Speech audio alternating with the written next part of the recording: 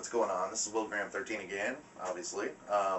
It's a video response to 49ernation1's tag, open tag he did for his question 15.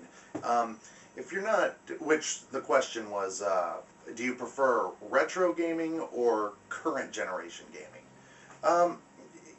If you don't know 49ernation1, his channel, go check him out. He's really a funny guy. He's got a lot of great content. He does a lot of good trades. He finds amazing stuff out there. And so I think he's from Vegas, and he finds a lot of really cool stuff out there. And you know, go check his channel out. It's really cool. You won't be disappointed. And just on a side note, I hope you get all your stuff worked out, all your personal stuff, and I hope it all gets worked out with you and your girl, and I hope your hiatus is short. We'll miss you, man. We'll miss you. But I thought about this for a while, all day yesterday, and retro versus current generation gaming. I finally come to the conclusion I am all about retro gaming. It has such nostalgia for me. And that is built up from 20 plus years of nostalgia that games that currently come out just can't compete with. Yeah, they're fun, graphically, you know, pretty. They've got great eye candy and everything like that. But they miss a lot of the games miss the fundamentals, the building blocks of which retro games invented.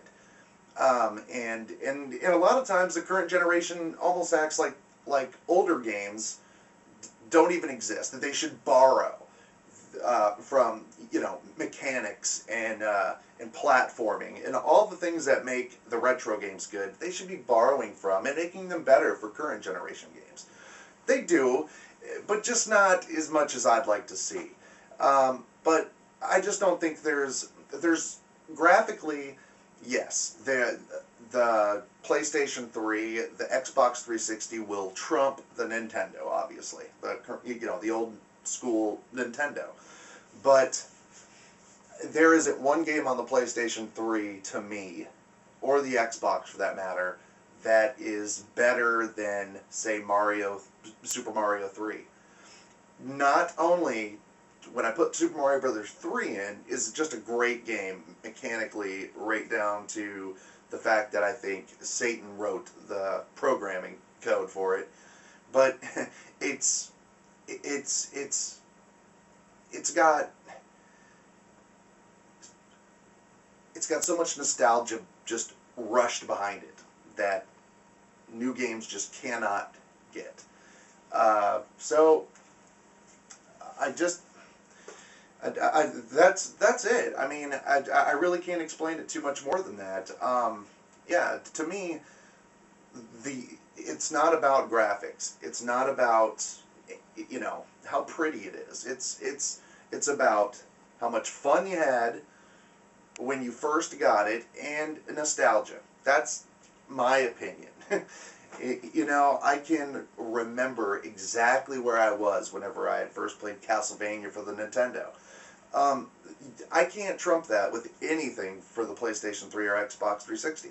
I can remember standing in line and getting a Dreamcast on $99.99 and running home and playing House of the Dead 2. You know, those kind of things I cannot recreate with the current gen stuff.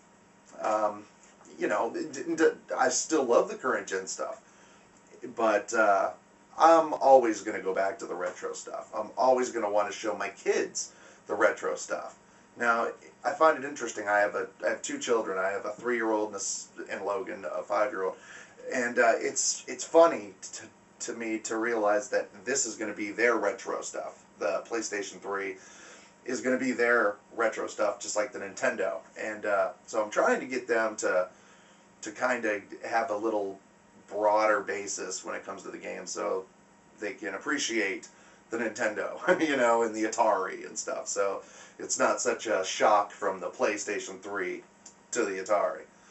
But anyway, that's my answer to the question, which one do you prefer, retro gaming or current generation gaming? Retro gaming all the way. That's just the way I see it. And it only seems like that's going to be strengthened because it seems like things are going to be going discless. You know, and if there's no media on the future systems, I am just going to digress into the retro. I'm going to finally just say, screw the new stuff coming out. I'm going to take all my time and play all my old stuff. So, anyway, that's my answer. So, thanks for watching. You guys have a good one. And 49er Nation, hope everything goes well, brother. Have a good one. Thanks.